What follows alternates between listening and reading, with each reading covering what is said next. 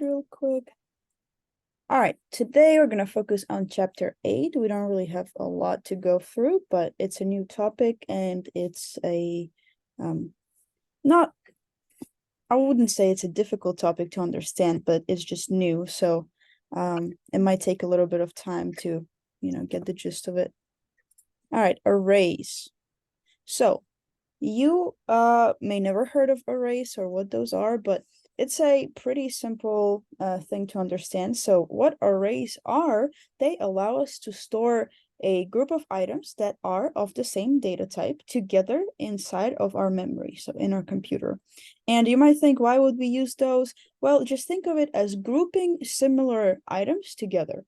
And instead of creating multiples of those similar items that we have, and every single time we would create just one of those items separately, instead we can use an array and create a big amount of those variables at the same time by just writing one line of code. So in this example right here, we have string, and remember, string is just a sequence of characters. String is just your basic text. We are creating 50 employees. And we just made it with one line. So employees 50, we just created an array of 50 employees.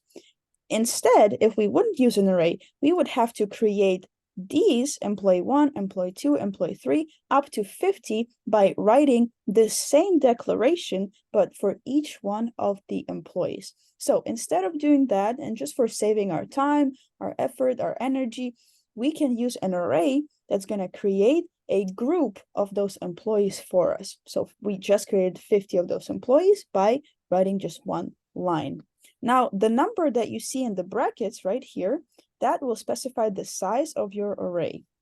So in this case, we're creating 50 employees right here. And the next example is sales amount. We are creating 7 sales amounts. So pretty simple, nothing too complicated so far.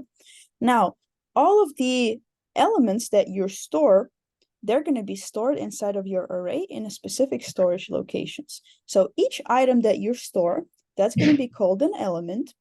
And each element of your array will have a unique number that we call that a subscript. That unique number that's going to identify where that element is located inside of your array. Now, one thing that you need to know is that in most programming languages, the subscript will start at 0. So we will start counting at 0 instead of counting at 1. And you can see it by the name element 0 right here, element 1. So we didn't start with element 1, we started with element 0. And that is just because almost everything in the coding world starts at 0. Now, this is how you should imagine an array. So we have an array that we created of integers with the size of 5, right? Right here, we see size equals 5. So we have an array that's called numbers, and it has 5 elements. However, even though it has 5 elements, the last subscript is 4. So you can easily know what is the last number subscript of your array by just taking the size of your array. In this example, is 5, and subscript and by doing -1. So size -1 will let you know, this little formula right here will let you know where the last element of your array is located. In this case, the element 4 is our last element of the array. All right, let's move forward. Now, we can also assign values to our array by using the position of the element. So for that, we just need to specify the name of the array and then at which position we want to insert a value. So in this case, we have our numbers array. It's right here, numbers array. It's empty for now. Then we are trying to input some values into our empty array. In this case, for position at 0, we want it to equal to 20. Now let's see. Let's find where that element needs to go. Element 0, we found its position. So in the first one, we put 20. Now moving on, in the second one, at the subscript 1, we want to input 30. Well, let's go back. Let's find our subscript 1. It's right here. we input 30 right here. Then the next one, 2. At 2, we want to put 40. Element 2, 40. Element 3 is 50. 50. And element 4 is 60. Our last element of the array is 60. So now our array is fully filled with elements. And as you can see, each element will have a subscript, and each element will have some sort of data inside of it. So 20, 30, 40, 50, 60. Now we just filled our whole array. Let's see, this is just an example of a different array. Now, this one's called hours. It has only 3 elements, and then at the position 0, we have an element 40. At the position 1, we have element 20, and the position 2, we have element 15. You can also initialize your array either to all zeros. So instead of doing this, right here, we are specifying each element. We can just assign all of these values. Let's see. All of these values can also be just zeros. So whenever you first create your array, you can set all of these values to zeros. That is also totally acceptable and possible to do. However, you can also specify values, specific values that you want to be assigned to those elements, the same way that we did here. This is an example of specifying which values go into your array. Now, in this case, let me show you another example. So we have an array that consists of strings right here that is called days. Days will have only 7 elements. And then we're specifying that elements 0 through 6 will have to be assigned Sunday, Monday, Tuesday, Wednesday, Thursday, Friday, Saturday. Now, the important thing to know about arrays, since the last element is 6, right, at the position 6, even though it says there's 7 elements here, the last will have a position of 6, because remember that formula I showed you, size minus 1 will equal to the last subscript of your array.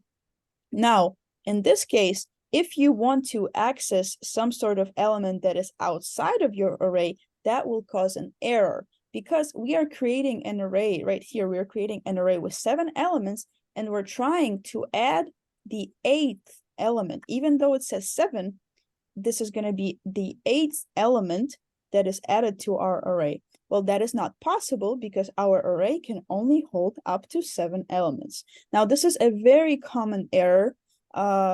You will probably see it multiple times the further you go with your coding journey and then in the next classes. So this is just something that you need to be aware of.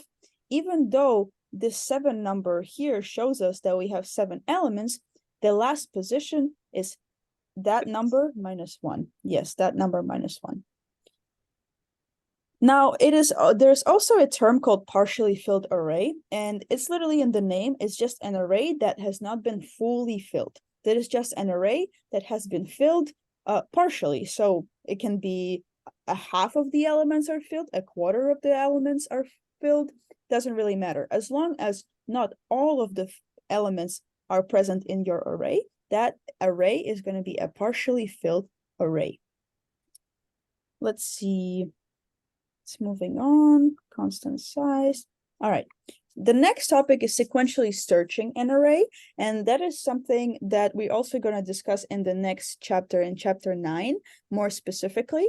But all you need to know about sequentially searching your array, it's just a technique for locating where your item is, right, inside of that array. It's either a string array or an array of integers. It doesn't really matter. If you want to find where that element is located, you can use a sequential search algorithm. And what that algorithm does, let me show you an example on this one right here. What this element does, what that algorithm does, what that algorithm does, for example, we want to find where the 15 is located, right? We want to find the subscript of our data element 15. We do not know where it's located. Let's pretend that these are not written here. we do not know where those are located, because usually when you write those arrays, you will not know the subscript of your elements. You will just throw those elements inside of your array, and you're going to leave it as is. So you might not know the subscript of your elements. However, the way to find it is to sequentially search your array. And what's going to happen is we're going to start, we have our starting value of 15, right? And we are looking for 15. So what that algorithm is going to do, it's going to come in at the very beginning of your array, and it's going to ask, your computer is going to ask, is 15 equal to 40? So is 15 equal to 40? No. So this is not our element. Now it's going to move on to the next one. Is 15 equal to 20? No, so this is not our element, and it's going to come in into the last element of your array. Just move on to the next one, and it's going to ask, is 15 equal to 15? The answer will be yes. So then we will know that our element is located at the position of 2. So all you need to know about sequentially searching your array is that you're coming in at the very beginning of your array, and you're looking through each one of the elements until you find that value that you're looking for. There's also such thing as parallel arrays, and you can just think of the parallel arrays as two arrays that have a relationship between them. So as you can see here, we have names and addresses, two arrays. One is right here, names, and the other one is right here. Both of these arrays will depend on one person, person 1, person 2, person 3, person 4, and person 5. So parallel arrays, they just combine two values and they make them belong to one person. In this case, we have names and addresses, and we're just going to make sure that they are linked to one person. That is just what is called a parallel array. So for example, a name can be here like Sonia, like my name, and the address can be like Monroe, Louisiana, for example, Monroe. So these two, Monroe and Sonia, they will belong to this person number 1. And that is what's called parallel arrays. If your two arrays belong to the same thing, then they are parallel arrays. There's also such thing as two-dimensional arrays, and you can just think of them as arrays stacked on top of each other. As you can see right here, we just have one row, right? One row of rectangles, 40, 20, and 50. However, on this one right here, we have a lot of rectangles, but they're also just arrays stacked on top of each other. As you can see, this is one array, this is our second array, third array, fourth, fifth, and sixth. They're all just stacked on top of each other, and the only thing that is being introduced that is new is rows and columns. This is just an easier way to find and locate your element. So now, instead of having just one subscript, you will have two subscripts. One subscript will determine which row the element is located in, and the second subscript will specify in which column that element is located. All right, let me get rid of these lines right here real quick. In this case, in this example, we have 6 students. So these are arrays. These rows are for each student, student 1, student 2, and so on. And the columns are for the scores for the exams that they had, exam 1, exam 2, 3, 4, and 5. So this is just a useful way if you need to store more information that, for example, some information that cannot just fit in one row, because we have 5 exams, right? If we just had one student and 5 exams, of course, we could use just one-dimensional array that we wouldn't need any other rows. But if we have more students than one, we will have to create a 2-dimensional array for each student and their scores. As you can see, student 1, their scores would be here. Student 2, their scores would be on the second row. Student 3, their scores will be on the third row, and so on. Let's see. As I said before, you will need to specify how many rows you want your array to have and how many columns you want your array to have. Inside of the first square brackets, you will specify the number of rows. In this case, is 3 right here. And in the second bracket, you will specify the columns. In this case, it's 4. Arrays can also be 3 or more dimensions, and then at that point you will just use pages. However, you do not need to focus on this right now because you will not be working with any 3-dimensional arrays in this program. You just need to know that these exist, and this is such a thing that exists in programming. I have not seen anybody use more than a 3-dimensional array in my personal experience. However, I mean, again, it exists. It's possible to make your arrays even more than 3 dimensions. Let's do a little exercise right now, right here. For example, if I wanted to enter, for example, let's do like 80 for exam 3 for student 3. Where would I put that number? So we have 80, and I wanted for exam 3 for student 3. You guys can tell me the column or the row. Just somebody. Row 2, column 2.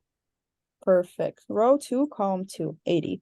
So see, there's nothing too complicated in finding where your element needs to go. Let's do another one. For example, I wanna put 75 for student number 5 for exam 4. Student number 5. Row 4, column 3. Column 3. There we go. 75. Perfect. So this is what you just did verbally told me. That is the same way how you're gonna use your elements and how you're gonna input them into your program. So inside of your program, this is the same way how you would input those elements. And let me show you right here, we created an array values, right, with 3 columns and 4 rows.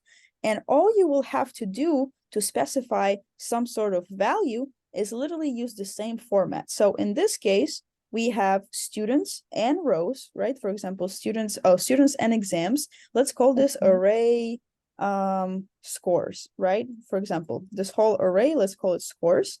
To specify that we want to enter 80 for our student 3, for exam 3, all that you will have to do is put scores, right here, scores, and then open the first brackets. Inside of the first brackets, we will put our row. And which row that is? Row 2. Row 2, right here, row 2. Okay. And then the second row, we will have to specify the column. Which column would that be? 2. 2, right here, 2. For student 3. And then you would put an equal sign, and you would put whatever number you want to input, in this case, 80. So this is the way you would have to declare that element inside of your array. So nothing too complicated. You put the name, which row you want it to go to, which column you want it to go to, and whatever value you want that place to have. Yes. All right. I think that's it for today. That's all I had for arrays. Do you guys have any questions? Let me stop.